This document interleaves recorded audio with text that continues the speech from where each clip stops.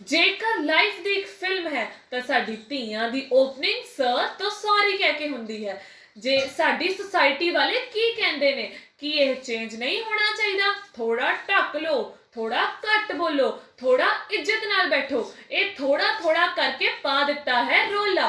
ਪਰ ਹੁਣ ਨਹੀਂ, ਬਿਲਕੁਲ ਨਹੀਂ। ਜੇਕਰ ਜ਼ਿਆਦਾ ਗੱਲ ਕਰ ਲਈ ਤਾਂ ਫੈਮਿਨਿਸਟ, ਜੇ ਜ਼ਿਆਦਾ ਹੱਸ ਲਈ ਤਾਂ ਉਹ ਈਜ਼ੀ। क्यों खेलते हो ये सरनेम वाला गेम? जे ज्यादा पढ़ लिख गई तो वो चश्मिश, जे लिपस्टिक ज्यादा हो गई तो आए हीरोइन, जे लेट कर आई तो करैक्टर ते शक। ओवरऑल मैं कहना चाहती हूँ किथे है मेरा हक। सत श्री अकाल, मेरा नाम मनप्रीत कौर है।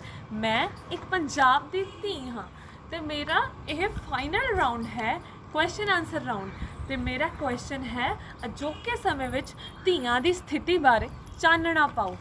सो इस क्वेश्चन बारे मेरी जो सोच है मैं अपने इस आंसर राही तुहाडे सामने पेश करना चाहूँगी। सही ते गलत दा फैसला आखिर कौन करता है?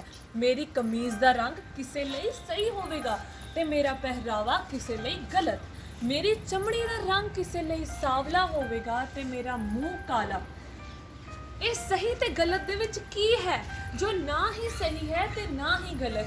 ਤੇ ਜੇ ਸਹੀ ਨਹੀਂ ਹੈ ਤਾਂ ਕਿਉਂ ਨਹੀਂ ਹੈ, ਤੇ ਜੇ ਗਲਤ ਹੈ ਤਾਂ ਸਹੀ ਕਿਉਂ ਲੱਗਦਾ ਹੈ? ਇਹ ਸਹੀ ਤੇ ਗਲਤ ਦਾ ਫੈਸਲਾ ਆਖਿਰ ਕੌਣ ਕਰਦਾ ਹੈ?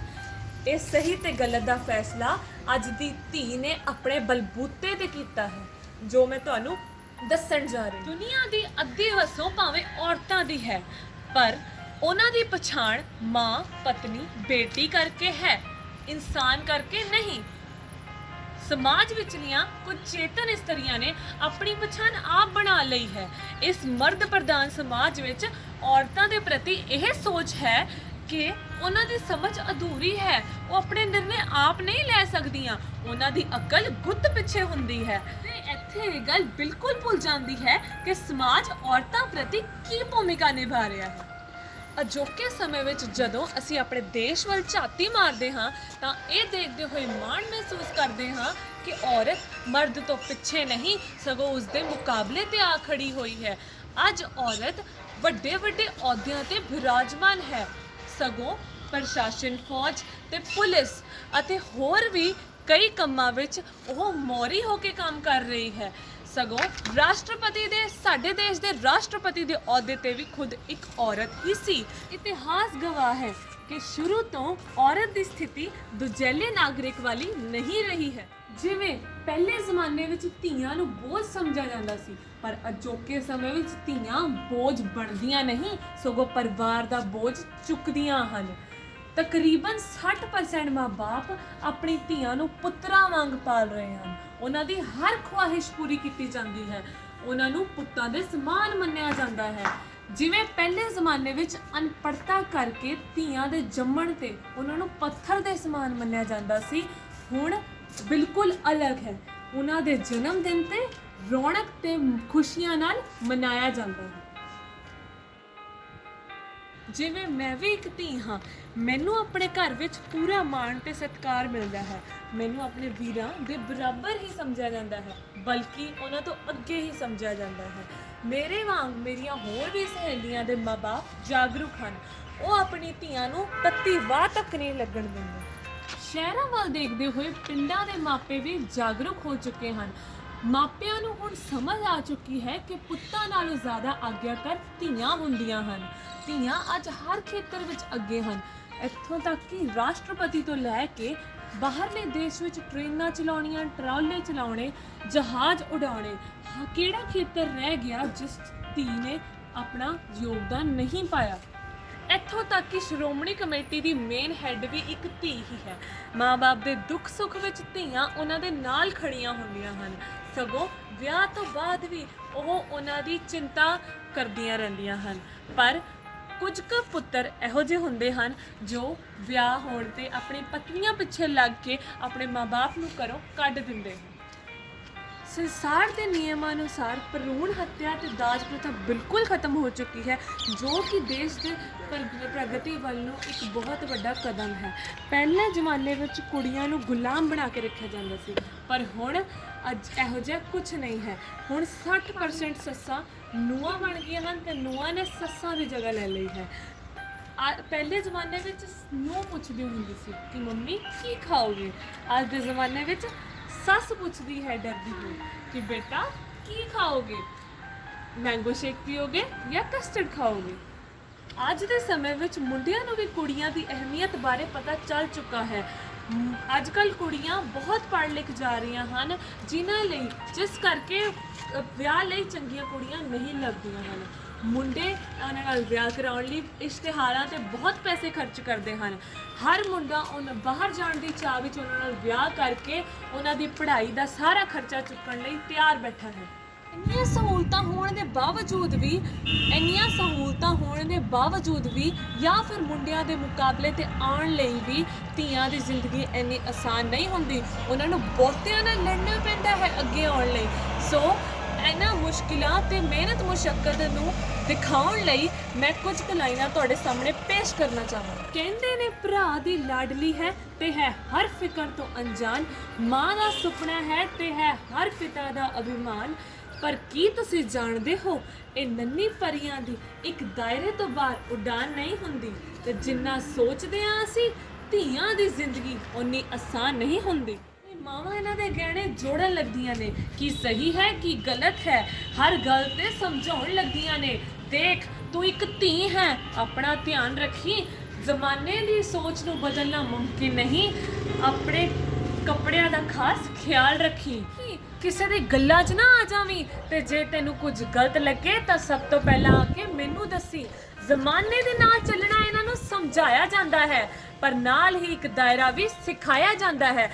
ਖੁਦ ਦੀ ਹੀ ਜਨਮੀ ਦੁਨੀਆ 'ਚ ਇਹ ਖੁਦ ਹੀ ਮਹਿਫੂਜ਼ ਨਹੀਂ ਹੁੰਦੀ, ਤੇ ਜਿੰਨਾ ਸੋਚਦੇ ਹਾਂ ਅਸੀਂ ਧੀਆਂ ਦੀ ਜ਼ਿੰਦਗੀ ਓਨੀ ਆਸਾਨ ਨਹੀਂ ਹੁੰਦੀ। ਬਚਪਨ ਤੋਂ ਹੀ ਕਦੇ ਰੂਪ, ਕਦੇ ਰੰਗ ਤੇ ਕਦੇ ਵਿਵਹਾਰ ਨੂੰ ਲੈ ਕੇ ਟੋਕੀ ਜਾਂਦੀ ਹੈ। ਤੂੰ ਕੱਲਿਆਂ ਕਿੱਥੇ ਰਹੇਂਗੀ, ਕਿਵੇਂ ਰਹੇਂਗੀ, ਨਾ ਜਾਣੇ ਕਿੰਨੇ ਅਫਸਰਾਂ ਤੋਂ ਰੋਕੀ ਜਾਂਦੀ ਹੈ। ਕਹਿਣ ਤੋਂ ਪੁੱਤਾਂ ਦੇ ਬਰਾਬਰ ਨੇ ਅੱਜ, ਪਰ ਮੌਕਾ ਮਿਲਦਿਆਂ ਅੱਖਾਂ ਤੇ ਸੇਕੀ ਜਾਂਦੀ ਹੈ। ਕਦੀ ਜਨਮ ਤੋਂ ਪਹਿਲਾਂ ਤੇ ਕਦੀ ਅਵਸਥਾ ਸ਼ਿਕਾਰ ਬਣ ਫਿਰ ਕੂੜੇ ਵਿੱਚ ਸੁੱਟੀ ਜਾਂਦੀ ਹੈ। ਗਲਤੀਆਂ ਕਈ ਨਜ਼ਰ ਅੰਦਾਜ਼ ਕਰਦੀ ਹੈ ਬੇਸ਼ੱਕ, ਪਰ ਨਜ਼ਰੀਏ ਤੋਂ ਕਦੇ ਇਹ ਕਿਸੇ ਤੋਂ ਅਣਜਾਣ ਨਹੀਂ ਹੁੰਦੀ। ਜਿੰਨਾ ਸੋਚਦੇ ਹਾਂ ਅਸੀਂ ਧੀਆਂ ਦੀ ਜ਼ਿੰਦਗੀ ਓਨੀ ਆਸਾਨ ਨਹੀਂ ਹੁੰਦੀ। ਇੱਕ ਹੱਥ ਤੋਂ ਰਿਸ਼ਤੇ ਛੁੱਟੇ ਤੇ ਦੂਸਰਾ ਹੱਥ ਰਿਸ਼ਤਿਆਂ ਲਈ ਵਧਾਉਣਾ ਪੈਂਦਾ ਏ।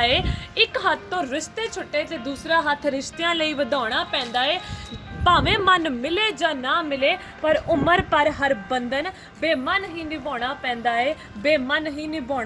ਏ।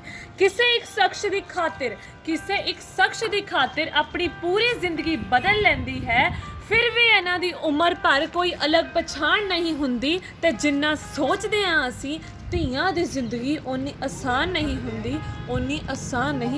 ਤੇ ਅੱਖਾਂ ਇਹਨਾਂ ਦੀਆਂ ਗਿੱਲੀਆਂ ਹੁੰਦੀਆਂ ਨੇ, ਗੱਲ ਤੇ ਅੱਖਾਂ ਇਹਨਾਂ ਦੀਆਂ ਗਿੱਲੀਆਂ ਹੁੰਦੀਆਂ ਨੇ। ਬੇਵਜ੍ਹਾ ਬੇਹੂਦੀ ਗੱਲਾਂ ਤੇ ਇਹ ਅਕਸਰ ਰੋਂਦੀਆਂ ਨੇ। ਹਾਂ ਨੂੰ ਨਾ ਤੇ ਨਾ ਨੂੰ ਹਾਂ ਕਹਿੰਦੀਆਂ ਨੇ, ਮੂੰਹ ਤੇ ਕੁਝ ਕਹਿਣ ਨਾ ਕਹਿਣ, ਪਰ ਗੱਲਾਂ ਇਹ ਸਭ ਮਨਵਾਉਂਦੀਆਂ ਨੇ। ਬਚਪਨ ਬੀਤੇ ਤੇ ਦੂਸਰੇ ਘਰ ਵਿੱਚ ਜੀਵਨ ਬਿਤਾਉਣਾ ਪੈਂਦਾ ਏ। ਇੱਕ ਘਰ ਵਿੱਚ ਬਚਪਨ ਬੀਤੇ ਤੇ ਦੂਸਰੇ ਘਰ 'ਚ ਜੀਵਨ ਬਿਤਾਉਣਾ ਪੈਂਦਾ ਏ। ਮਾਂ, ਭਰਾ, ਭੈਣ, ਪਿਓ ਦਾ ਪਿਆਰ ਸਮਝੋ ਇੱਕ ਦਿਨ 'ਚ ਹੀ ਭੁਲਾਉਣਾ ਪੈਂਦਾ ਏ। ਗੱਲਾਂ ਇਹ ਖੁਦ ਦੀਆਂ ਖੁਦ ਤੱਕ ਰੱਖ ਨਹੀਂ ਪਾਉਂਦੀਆਂ, ਬਸ ਤੈਨੂੰ ਦੱਸ ਰਹੀਆਂ ਇਹ ਕਹਿ ਕੇ ਫਿਰ ਸਭ ਨੂੰ ਦੱਸਦੀਆਂ ਨੇ। ਆਦਤਾਂ 'ਚ ਗਲਤੀਆਂ ਕਈ ਸ਼ੁਮਾਰ ਨੇ ਬੇਸ਼ੱਕ, ਪਰ ਨੀਅਤ ਇਹਨਾਂ ਦੀ ਕਈ ਦੀ ਬੇਈਮਾਨ ਨਹੀਂ ਹੁੰਦੀ। ਤੇ ਜਿੰਨਾ ਸੋਚਦੇ ਹਾਂ ਅਸੀਂ ਧੀਆਂ ਦੀ ਜ਼ਿੰਦਗੀ ਓਨੀ ਆਸਾਨ ਨਹੀਂ ਹੁੰਦੀ। ਸੈਂਕੜੋਂ ਵਾਰ ਇਹਨਾਂ ਨੂੰ ਦੇਵੀ ਬਣਾ ਕੇ ਪੂਜਿਆ ਜਾਂਦਾ ਹੈ, ਪਰ ਮਹੀਨਿਆਂ ਦੇ ਉਹਨਾਂ ਦਿਨਾਂ ਵਿੱਚ ਨਾ ਜਾਣੇ ਕਿਉਂ ਅਲੱਗ ਸੋਚਿਆ ਜਾਂਦਾ ਹੈ। ਬਹੁਤ ਹੀ ਰਿਵਾਜ ਬਣੇ ਨੇ ਉਹਨਾਂ ਦਿਨਾਂ ਲਈ, ਪਰ ਅਫਸੋਸ ਇਹ ਦਰਦ ਕਿਸੇ ਦੇ ਧਿਆਨ 'ਚ ਨਹੀਂ ਆਉਂਦਾ। ਦਾ ਦਿੱਤਾ ਹਰ ਦਰਦ ਸਲਾਖਾਂ ਤੇ, ਭਗਵਾਨ ਦਾ ਦਿੱਤਾ ਹਰ ਦਰਦ ਸਲਾਖਾਂ ਤੇ, ਪਰ ਜ਼ਮਾਨੇ ਤੇਰੀ ਇਹ ਸੋਚ ਬਰਦਾਸ਼ਤ ਨਹੀਂ ਹੁੰਦੀ। ਤੇ ਜਿੰਨਾ ਸੋਚਦੇ ਹਾਂ ਅਸੀਂ ਧੀਆਂ ਦੀ ਜ਼ਿੰਦਗੀ ਓਨੀ ਆਸਾਨ ਨਹੀਂ ਹੁੰਦੀ। ਸੋ ਧੀਆਂ ਦੀ ਸਥਿਤੀ ਬਾਰੇ ਜੋ ਵਿਚਾਰ ਮੈਂ ਆਪ ਜੀ ਨਾਲ ਸਾਂਝੇ ਕੀਤੇ ਹਨ ਉਹ ਦਰਸਾਉਂਦੇ ਹਨ ਕਿ ਜਿੱਥੇ ਕੁੜੀਆਂ ਨੂੰ ਘਰ ਦੀਆਂ ਨੀਹਾਂ ਕਿਹਾ ਜਾਂਦਾ ਹੈ, ਉੱਥੇ ਉਹਨਾਂ ਦੀ ਤੁਲਨਾ ਕੱਚ ਦੇ ਮਹਿਲਾਂ ਨਾਲ ਵੀ ਕੀਤੀ ਜਾਂਦੀ ਹੈ। ਉਹਨਾਂ ਨੂੰ ਜਿੱਥੇ ਖੁੱਲ੍ਹ ਦਿੱਤੀ ਗਈ ਹੈ, ਉੱਥੇ ਮਰਿਆਦਾ ਵੀ ਦੱਸੀ ਗਈ ਹੈ। ਕੁਦਰਤ ਦੇ ਬਣਾਏ ਅਸੀਂ ਸਾਰੇ ਜੀਵ ਜੰਤੂ, ਪਸ਼ੀ ਪੰਛੀ, ਅਗਰ ਆਪਣੀ ਧੀ ਪੁੱਤ ਵਿੱਚ ਉਹਨਾਂ ਨੂੰ ਪਾਲਣ ਪੋਸ਼ਣ ਵਿੱਚ ਫਰਕ ਨਹੀਂ ਕਰਦੇ ਤਾਂ ਫਿਰ ਅਸੀਂ ਕਿਉਂ? ਜਿੱਥੇ ਕੁੜੀਆਂ ਨੂੰ ਬਰਾਬਰੀ ਦਾ ਦਰਜਾ ਦਿੰਦੇ ਹਾਂ ਪਰ ਮਨ ਵਿੱਚ ਡਰਦੇ ਵੀ ਹਾਂ ਕਿ ਕਿੱਥੇ ਜੇ ਆਪਣੀ ਕੁੜੀ ਨੂੰ ਅਸੀਂ ਖੁੱਲ੍ਹ ਦਿੱਤੀ ਹੈ, ਬਰਾਬਰੀ ਦਿੱਤੀ ਹੈ, ਸਮਾਜ ਵਿੱਚ ਕੋਈ ਅਣਹੋਣੀ ਨਾ ਵਾਪਰ ਜਾਏ। ਕਿਉਂਕਿ ਕੁੜੀਆਂ ਨੂੰ ਤਾਂ ਸਭ ਦੱਸਿਆ ਪੜ੍ਹਾਇਆ ਰੋਕਿਆ ਜਾਂਦਾ ਹੈ, ਪਰ ਮੁੰਡਿਆਂ ਨੂੰ ਕੁਝ ਵੀ ਸਿੱਖਿਆ ਨਹੀਂ ਦਿੱਤੀ ਜਾਂਦੀ ਕਿ ਕੁੜੀਆਂ ਦੀ ਇੱਜ਼ਤ ਕਰਨੀ ਹੁੰਦੀ ਹੈ, ਸਤਿਕਾਰ ਕਰਨਾ ਹੁੰਦਾ ਹੈ। ਕਿਉਂਕਿ ਸਾਡੇ ਸਾਰਿਆਂ ਦੇ ਜ਼ਿੰਦਗੀ ਵਿੱਚ ਔਰਤ ਕਿਸੇ ਨਾ ਕਿਸੇ ਰੂਪ ਵਿੱਚ ਸਾਡੇ ਕੋਲ ਹੁੰਦੀ ਹੈ। ਅੰਤ ਵਿੱਚ ਮੈਂ ਕਹਿਣਾ ਚਾਹੁੰਦੀ ਹਾਂ ਕਿ ਸਿਰਫ ਕੁੜੀਆਂ ਦੇ ਘਰ ਵਾਲੇ ਹੀ ਨਹੀਂ, ਸਾਰੇ ਸਮਾਜ ਨੂੰ ਧੀਆਂ ਦੀ ਸਥਿਤੀ ਨੂੰ ਹੋਰ ਬਿਹਤਰ ਬਣਾਉਣ 'ਚ ਯਤਨ ਕਰਨੇ ਚਾਹੀਦੇ ਹਨ। ਕਿਉਂਕਿ ਇੱਕ ਧੀ ਹੀ ਹੈ ਜਿਸ ਨੇ ਅੱਗੇ ਆਉਣ ਲਈ ਬਹੁਤ ਮਿਹਨਤ ਕੀਤੀ ਹੈ। ਸੋ ਗੁਰਬਾਣੀ ਵਿੱਚ ਵੀ ਕਿਹਾ ਗਿਆ ਹੈ, ਸੋ ਕਿਉ ਮੰਦਾ ਆਖੀਏ ਜਿਤ ਜੰਮੈ ਰਾਜਾਨ। ਸਤਿ ਸ਼੍ਰੀ ਅਕਾਲ।